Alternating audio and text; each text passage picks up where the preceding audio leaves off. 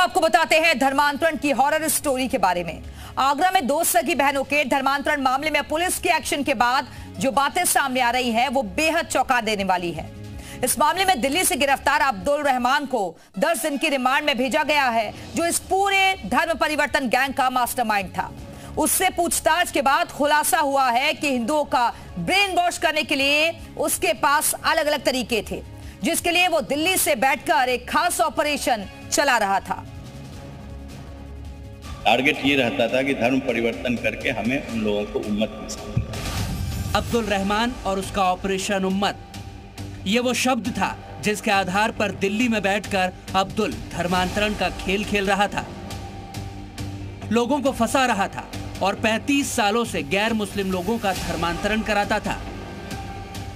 उम्मत जिसका मतलब है खास विश्वास रखने वाले अल्लाह के अनुयायी, और इसका इस्तेमाल सबको इकट्ठा करने के लिए किया जाता है।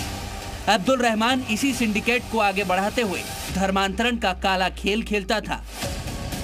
अब्दुल धर्मांतरण के लिए टारगेट किए गए लोगों को बरगलाता था और कहता था कि जब कयामत आएगी तब उम्मत करने वाले शख्स को माफ किया जाएगा और उन्हें जन्नत नसीब होगी। ये कहकर हिंदुओं को फंसाया जाता था और धर्मांतरण कराकर ऑपरेशन उम्मत को पूरा किया जाता था। इनका क्लियर था, हिंदू या क्रिश्चियन किसी को भी इनका टारगेट ये रहता था कि धर्म परिवर्तन करके हमें उन लोगों को उम्मत में शामिल करना। ये इनकी आइडियोलॉजी है। ये आइडियोलॉजी में है कि कयामत कब होगी, तो जब ये समय आएगा। तो ये इनकी आइडियोलॉजिकल सोच है। आगरा के धर्मांतरण मामले में मास्टरमाइंड अब्दुल रहमान गिरफ्तार हो चुका है और उसकी गिरफ्तारी के बाद जो खुलासे हुए वो बताते हैं कि कैसे युवाओं का ब्रेन वॉश किया जाता था।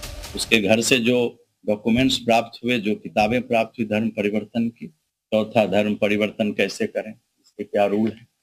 इसके अलावा उसने बातचीत में 2 और किताबों का जिक्र किया और उसमें उसने तुलना की कि क्या है धर्म परिवर्तन, क्यों करना चाहिए। आगरा मामले में पकड़े गए 10 आरोपियों से पूछताछ के आधार पर ही रहमान की गिरफ्तारी हुई। आरोपियों के मोबाइल और लैपटॉप से रहमान के बारे में कई अहम सुराग मिले हैं और अब्दुल रहमान ही वो कड़ी है जिससे बाकी राज्य के लोग भी जुड़े हुए थे। ब्यूरो रिपोर्ट, जी मीडिया।